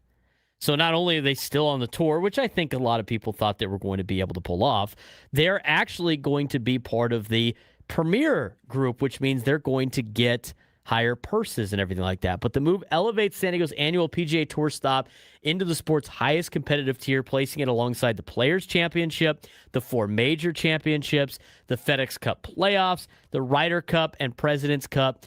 This announcement comes just 1 month after Century Insurance replaced Farmers Insurance as the tournament's title sponsor, rescuing an event whose long-term future looked uncertain only 6 months ago after Farmers ended its 17-year sponsorship. So Torrey Pines officially joins PGA Tour's elite schedule. Championship Series will feature approximately 23 to 24 events annually, and the Tour's biggest stars are now expected to compete throughout the season and at Torrey Pines more times than not, and it gives San Diego one of the highest profile annual sporting events on the West Coast. So not just another PGA Tour event anymore. This is going to be one of the biggest tournaments on the calendar, and it's going to increase the purse. So right now, the purse for the what was the Farmers Insurance Open, now the Century Open, was $9.6 million. That's not winner go. That's not all for the winner take all. That's just for the whole field. That jumps to $20 million as part of the championship series. So that more than doubles the prize money. So higher purses usually mean better fields, more star power, greater television attention, more sponsor investment. And, the championship series format, approximately 120 player field, 72 holes, top 65, and ties make the cut. And because these are marquee events, expect Scotty Scheffler to be here. Expect Rory McIlroy to be here. Xander Schauffele was going to be here more times than not. But Justin Thomas. I mean, virtually every elite player is going to make Torrey Pines a priority, which is great for us here in San Diego. Oh, it absolutely is. And it's fun to see. I believe I think the first time we did the updates, the break updates. We did a golf one. Yeah, that was it. It was right around the Farmers. So it's great to see that that San Diego is going to be staying on the tour. It was one of those things where it's like all signs point to the smart move being that, yeah, it's going to stay. But of course, when there's uncertainty, it's never comfortable. But very, very good news to hear that the Torrey Pines will be not only staying on the PGA Tour, but also getting a boost as well. They're going to continue the Wednesday to Saturday trip or tournament, January 27th to the 30th of next year. I don't know if that changes for 2028 or not. I don't know if they're going to move it to a different part of the calendar. I think it's great for us for tourism in January when everybody is frigid watching NFL Conference Championship games and then looking at the beautiful landscape that is Torrey Pines in January. But they're doing this to, again, avoid the NFC and AFC Conference Championship Sunday. But this is great. I mean, this is another big sporting event here in town. I love the fact that it's staying at Torrey Pines, and I love the fact that it's now a bigger draw. That's the best part about this. It's now you're going to get, instead of Rory only showing up to play in this thing a couple years before San Diego hosts the U.S. Open, he's going to be doing this all the time now. I mean, you're going to see a lot of these golfers competing in this. And who knows what happens now with Live Golf, kind of coming to a close, Frank, and whether or not they're going to allow these guys to come back in. We'll talk more about that maybe next week. But if you get a lot of the big golfers back in Live Golf folds, you're going to have some pretty good golf here in San Diego. And it's going to be on a national spot. There's going to be people tuned in everywhere for this. Yeah, not quite a major, but it's as close to a major tournament as you can get coming to San Diego, which is fantastic. All right. Frank is excited because Griffin Conine hits a 2-run homer, and the Marlins have taken an 8-6 lead in the bottom of the 8th inning, looking to sweep the Philadelphia Phillies. They were down 6-0. They were. Going into, I believe, the 5th. And they have brought it all the way back and then some. Which is honestly perfect timing. Again, it's not who you play, it's when you play them. The Padres got them at exactly the right time. They lose 12 straight games, which is a franchise record. I didn't think they were going to continue that against Philly, and they threw Philly at They threw the Marlins at Philly right at the right time because Philly has now lost every series in the second half. And if they get swept today, I mean, the Marlins are 3 outs away from sweeping Philadelphia.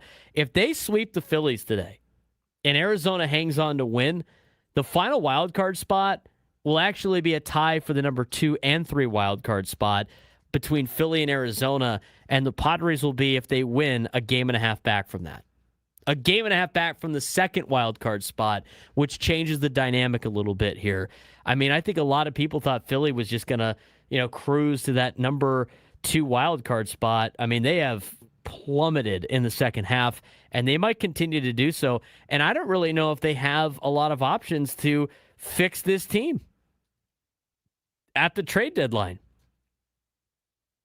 So that's great news. We'll tell you what happens with Arizona and Pittsburgh. Washington has a 1-0 lead on Toronto. We'll update you on that as well and get you a preview of this afternoon's game as we take you all the way to 12:05 in the EcoWater SoCal Padres pregame show on San Diego's Norwood Sports Station 97 through the Fan.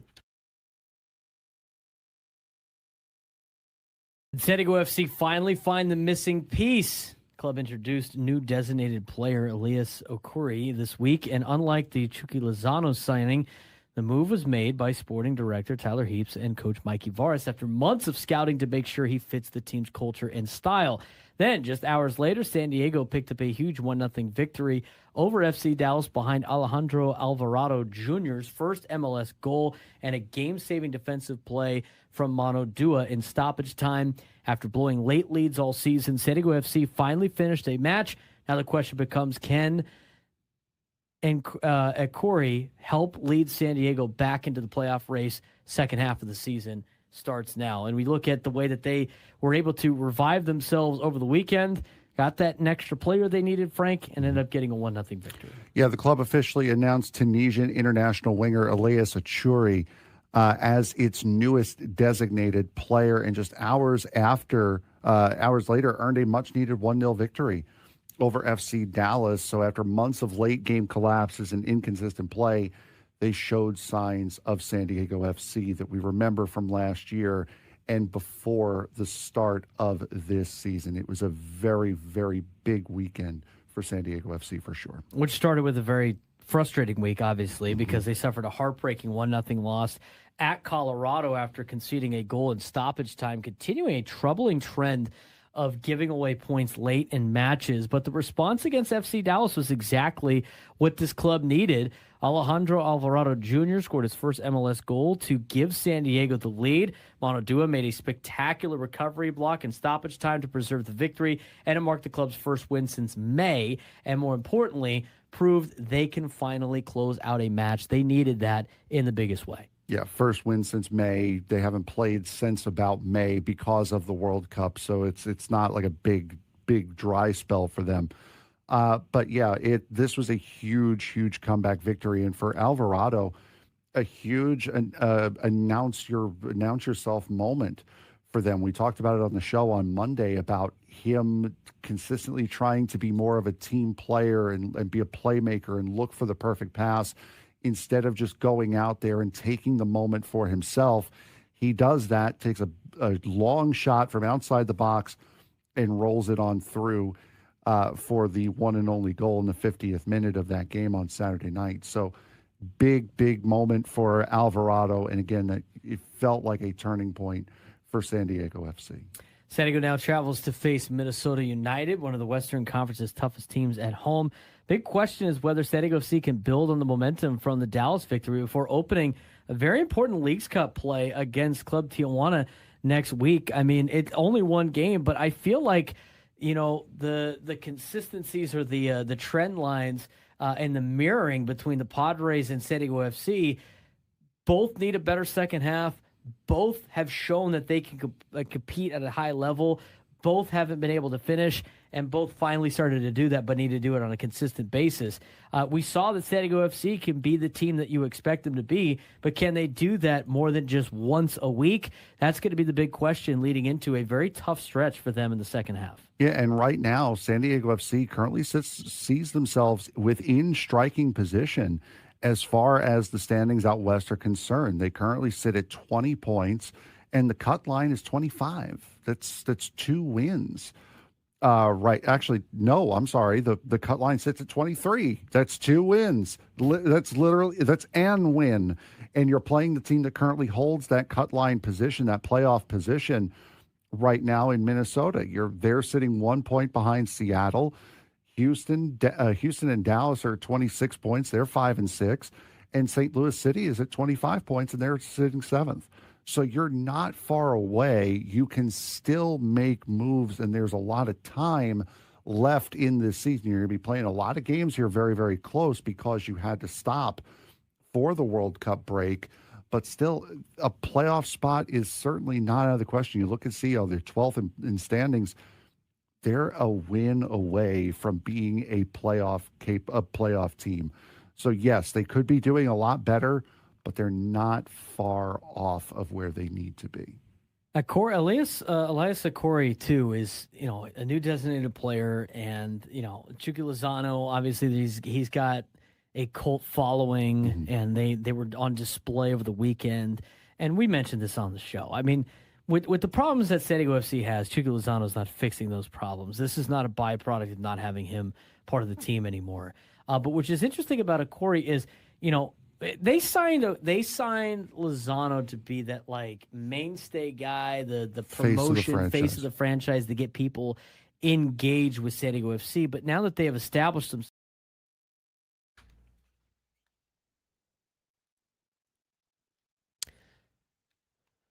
97 through the Fans trade deadline coverage is presented by City Cruises Live. Experiences done different. I went to like move the scroll over so I could read the thing, and it went all the way to the bottom, which is not ideal, not fun. We're broadcasting live for the Bill House Studios. We know how. All of our guests join us on the SDCCU fan hotline. It's not Big Bang Banking. It's better. Okay. Update for you. As we got back from break, Miami pulls off the comeback. They were down 6-0 to the Phillies. They win 8-6. Conine hit the home run in the bottom of the 8th inning, a 2-run homer, and the Phillies get swept by the Fish. That's pretty significant considering the standings now with Philadelphia with a Diamondbacks win today, and they lead at 3-0 going to the bottom of the 9th. Philadelphia is going to be tied with Arizona for the final two. The final two spots in the wild card are going to be in a tied position, which means, I mean, regardless of what Arizona does, to be honest with you, the Padres with a win are going to be a game and a half behind Philly. That's honestly remarkable. Toronto is up. Oh, Toronto has now tied the game with Washington. This would be huge for the Padres as well. Washington was leading 1-0. We're in the top of the 6th inning. Toronto's got is tied 1-1 with runners on first and second and 2 outs for Schneider at the plate. A Blue Jays win would be huge because if the results currently hold, with Washington losing to Toronto, they're tied, so who knows how that plays out. Arizona beating Pittsburgh and Philadelphia losing. With the Padres getting a victory today, they would find themselves as the first team out of a playoff spot. They would have jumped both Pittsburgh and Washington, and they would be a game and a half out of the final wild card spot, which would be pretty awesome. Now, if Pittsburgh wins, it's relatively the same, but they would only be a half game out. But things are working out for the Padres, and they boot the play at shortstop. Oh, my God. Was that Abrams? I don't see why I wouldn't have. No, it was not. That's not C.J. Abrams. He booted that ball so poor. That was so bad. Bases are loaded for Toronto, tied at 1, 2 outs, top of the 6th, top of the order is coming up for the Blue Jays. Pinango? That's who's coming up for the Blue Jays. Oh, my goodness. Nunez. Yikes. Rockies need to call him up right now. Fit that team immediately. Is that Nunez or Ezekiel Tovar over there? Oh. He draws the foul. Hey, man, don't extend the game. Don't make me have to tweet out, the game is not over. The game is not over. The game is not over. Sack fly confirmed. Game is now over. Thanks for that, Colorado. You guys were holding out hope for the game there. Mike Pomerantz was a little sassy last night with it, too, on postgame. I don't know how you could be that bad at defense and call yourself a professional baseball team. I mean, that was rough, Frank. That was so bad. Oh, God, it was pathetic. That was so bad. And it's funny. If there's ever a team that does it, it's always the Rockies, and it's always here. The worst defensive performances I have seen over the last couple of years have been the Rockies, and they do it here. I mean, I've seen games where the opposing team tries to give the other team a win. The way the Rockies do it so obviously every single time, and it's always here. They never do it at home. We'll keep you updated on what happens in Toronto and Washington. We do have some time, and I do want to get to it today. There's a lot of stuff going on in the sports world. Before we preview Padres and Rockies, we have some time now before we have to get to the top of the hour. Let's get to today's sports thread. You know that group chat? The one that's always blowing up with the biggest sports takes, debates, and breaking news? You got barbecue back there, and you didn't invite me? Yeah, we've got that too. Welcome to the Sports Thread, where we break down the top 5 stories in sports, just like you would with your crew. Oh, no! Disaster! What a bad idea! No filters, no silence, just real talk. All right, Frank, what we got going on in the sports world today? Error does not hurt the Nationals. They get a ground out, inning over. They're tied. Number 1. Game is tied. 49ers head coach Kyle Shanahan. This happened just after we went off air yesterday. Kyle Shanahan publicly accepted full responsibility for the car accident that left him with a concussion, a broken hand, broken ribs, and a broken nose, and nearly cost him his right eye. Shanahan explained he briefly took his eyes off the road while reaching for his phone that he dropped, causing his vehicle to veer into oncoming traffic and collide with another SUV. He also wanted to correct reports that initially blamed the other driver, saying that it was important that she not be unfairly criticized. Police later confirmed a clerical error in the reporting system that stated Shanahan was found at fault, though no citations were issued. As he continues recovering, Shanahan says the concussion has been the most difficult part of the healing process, but he's grateful that no one else was seriously injured. Good job by Kyle Shanahan for taking accountability, or is this accident just another unneeded distraction at Niners camp this year? I mean, good for him for taking responsibility. I don't understand why we made this such a big deal. Why is this such a big deal? Why does everybody, why does every reporter want to, make this they're hiding something, Look, there's a couple of things with this. One, the Niners shouldn't be allowed, and ESPN with their deal with NFL should not be allowed to, hold things for the betterment of the Niners. I agree with that. Otherwise, what's the point in, the media anyway? I mean, isn't that the whole point of, journalism is to not, abide by, and actually report the facts? I get that part, but it's not like they're covering something up. I don't know why the Niners made this such a big deal. I don't know why reporters made this such a big deal. And then Shanahan just went and was yeah, I took my eyes off the road. And all right, cool. I'm glad everybody was safe. I mean, it's a good teaching point not to be on your phone when you're driving, but why? Why is this a big deal? I'm glad everybody is okay. That should be the first and foremost. He got in an accident. I don't even know about his personal information. The Niners probably shouldn't have made it such a big deal anyway.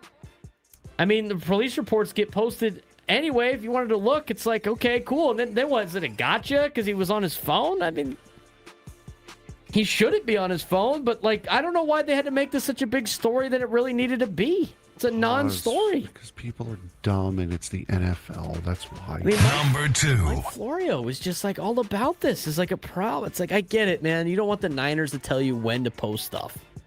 And you shouldn't abide. You shouldn't have to abide for that. And it's kind of whack that ESPN, now that they have a deal with the NFL, that they kind of hold stuff for them. They shouldn't control these journalists, but at the same time, this is kind of the business as it is. I don't know why they made this such a big deal. I don't get it. Pure stupidity. A major power struggle is brewing in international soccer as UEFA is reportedly organizing an emergency meeting with its 55 member associates to discuss opposing FIFA's proposal to sell minority equity in a new commercial entity valued at $20 billion. FIFA says the plan would generate billions in additional funding for member nations while maintaining full control over the sport's governance. But UEFA, which is the governing body for all of Europe, argues that football isn't FIFA's to sell and has criticized the lack of transparency surrounding outside investors. Sources say UEFA is even discussing the possibility of boycotting future World Cups, similar to the pressures that helped stop FIFA's proposed Biennial, Biennial, Sure. World Cup in 2021. If the disagreement escalates, it could become one of the biggest political battles the sport has seen in years, with the future governance and commercial direction of global soccer hanging in the balance. Is FIFA right to pursue outside investment if it means more money for developing the game? Or does UEFA have a point that football's bigger competitions should never be open to private investors? All right, so FIFA wants to get into private equity, I guess, to pump some money into their pockets, and UEFA is saying... But FIFA's a nonprofit, though. Well, so was the NFL for a long time. Nonprofit only means that at the end of the day, the books are even. That's the only thing that means. I mean, nonprofits make a ton of money. But to go back to that, I kind of agree with UEFA in a sense that, like, FIFA doesn't control all of soccer, right? Like, are they in charge of soccer? Like, do they own the sport of soccer? Like, nobody's allowed to do anything but them? I mean, no. I mean, this is an organization that's so corrupt and thinks so highly of themselves that they made a movie about creating the World Cup. In what sports movie have you ever watched were the executives the heroes? That was FIFA's World Cup movie. They were the heroes. They created soccer. They created the World Cup. This organization is just so dirty and so backwards and so corrupt that I don't see a way that UEFA is going to lose in the court of public opinion here. This is a vast majority of the nations that appear in the World Cup are UEFA sanctioned nations, including a majority of the winners, by the way. FIFA's gonna just go, it's better, we're gonna develop all these other teams. No, you're not. You're not gonna develop anything. You're just gonna take the money.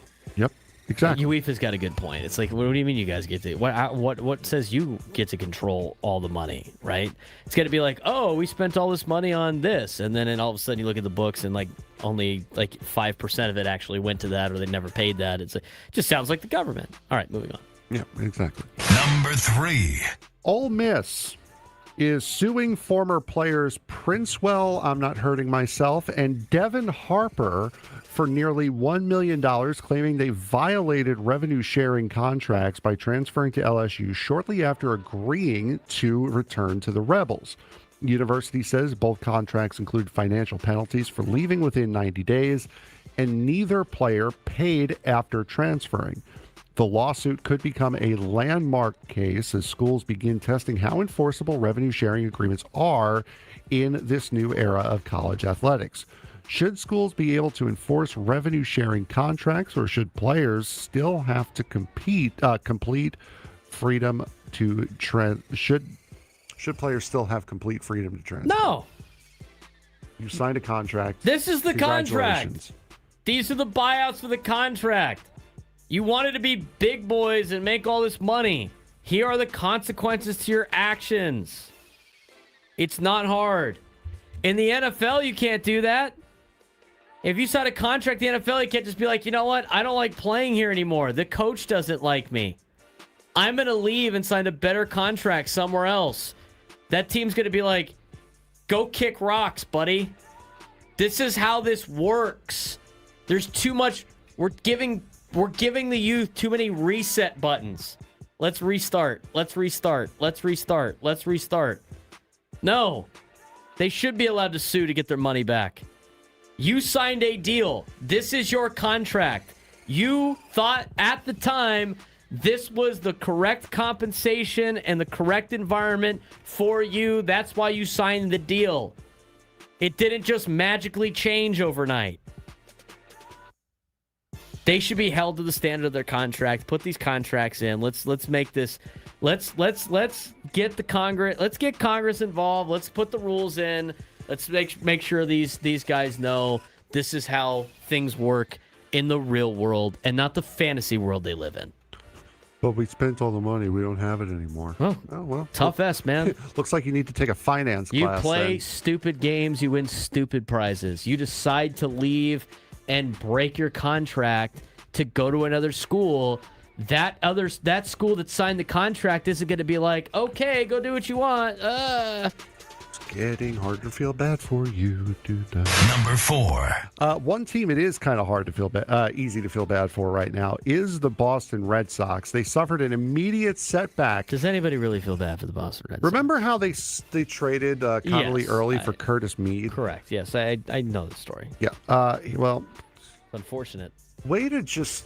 It's a big hang with them. Way to just rain. The listeners may not know. I'm gonna let you explain it. That's what I'm saying. It's a big hang with them. The Red Sox suffered an immediate setback after newly acquired infielder Curtis Mead broke his left wrist in his Boston debut. Mead was hit by a pitch on Monday night. While initial x-rays were negative, the MRI later revealed a fracture. He'll now head to the IL indefinitely as Boston waits to learn if surgery will be required. It's a tough break for one of baseball's hottest teams, especially after trading for Mead to strengthen their lineup ahead of the deadline. With Curtis Mead now sidelined indefinitely, should the Red Sox look for another bat before the deadline or trust the depth that they have? Well, they obviously needed it the first time. That's why they made this trade, right? I mean, it sounds like they got to go get... They basically just gave up a player for nothing. That's unfortunate. I mean, they'll have him maybe next year. I don't know his contract, but that's a big hang with him, and they're going to have to go find somebody else.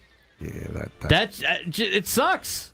Sometimes it sucks. There's nothing you can do about that. It's not like it was a hidden medical issue. I mean, literally it was a freak injury. It's a fluke. That happens. That could happen to any of those players.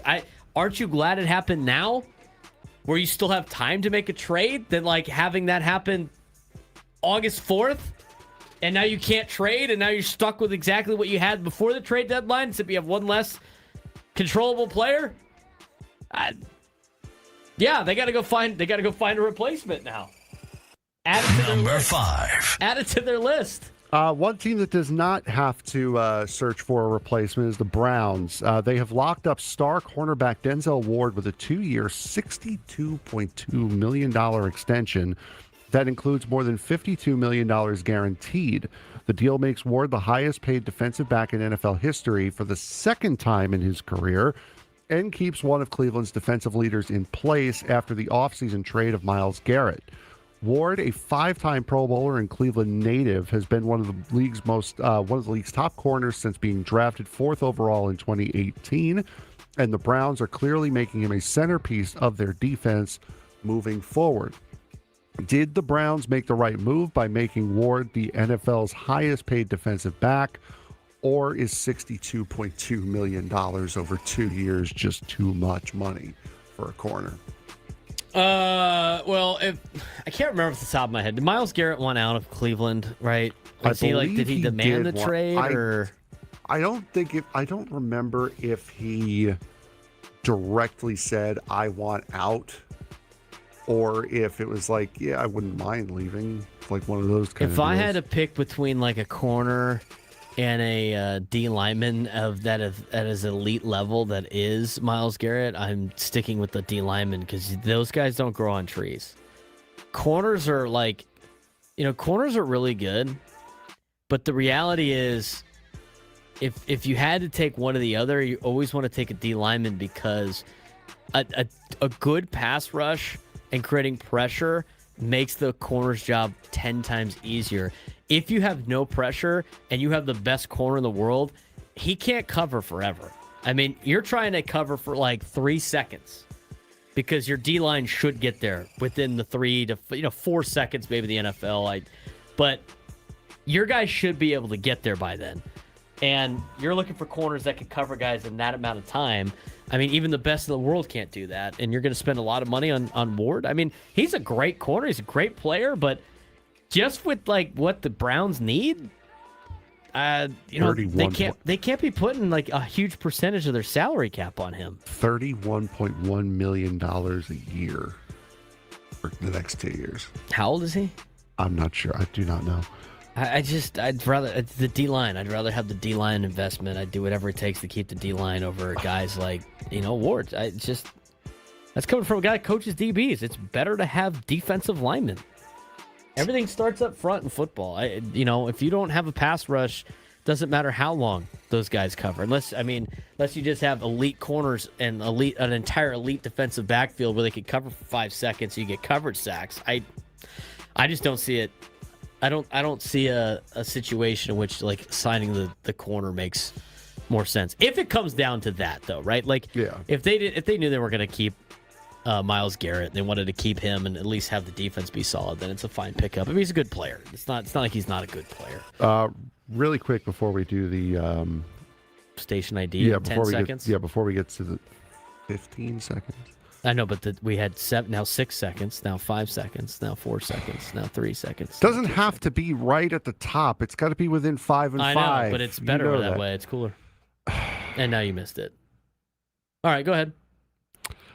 I was going to say we'll do a quick sixth one here because we've got Tarek Skubal has just finished up in Detroit, 6 2/3 innings, 3 runs. He's still responsible for one runner that's on right now. Detroit leads 7-3. First inning, he has 6 strikeouts on the day through 6 2/3. He is done.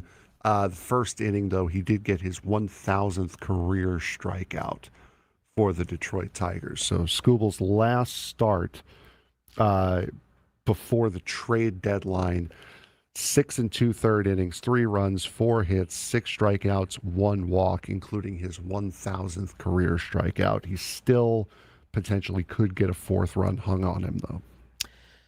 We'll see. But standing ovation. Maybe the last time for Tarek Skubal in a Tigers uniform. I don't think we have to call for the legal ID because it's on here already. So,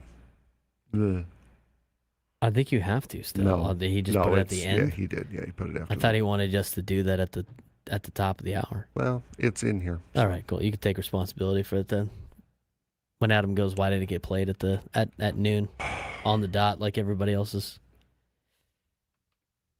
You're setting yourself up for it. I mean, it's your choice. Padres and Rockies today. Padres are in a good position. Toronto's got runners on the corners with 2 outs at a tie ball game in the top of the 7th. If Dalton Varsho can get a base knock, that helps out the Padres in a big way. Phillies lost today after leading 6-0. And so now when you look at the National League wild card, the Diamondbacks have the 2nd wild card spot tied with the Phillies. How about that? Padres made a roster move. Jeremiah Estrada's back. Matt Waldron has been DFA'd. Not surprised by that. No, not at all. We were going through the chaos pitching thing on, what was that, Monday? And you're starting to go like, all right, well, you get this guy back. You can help with the chaos pitching and cross this guy off the list. I mean, Matt Waldron was one of our early guys crossing off the list pretty quickly. So not surprised by that. Padres get a bullpen ad here with Jeremiah Estrada today. And they could use it after, the bullpen did not do well yesterday. Oh, he booted it. Oh. A ground ball swinging bunt up the third baseline. It gets booted by the Nationals' third baseman. Runner from third comes home to score. Toronto takes a 2-1 lead with runners on first and second and 2 outs. We did get this one just before the show started, real quick. We did get a lineup today. Lineup: Fernando in right, Cronenworth at second, Machado at third, France at first, Merrill in center, Rengifo in left, Sheets your DH, Bogaerts at short, Fermin your catcher, with Kyle Hart doing the hurling at least to start. Griffin Canning, if he pitches today, man, he's going to be the next one on this list if he does not pitch well. I mean, at this point. Because they're expecting Devin Morgan to come back mid-August. We'll see what happens with Jason Adam. That's the final out of the inning. Toronto with a 2-1 lead. Equal Water SoCal Padres pregame show. When we come back, we'll talk to you guys on Thursday.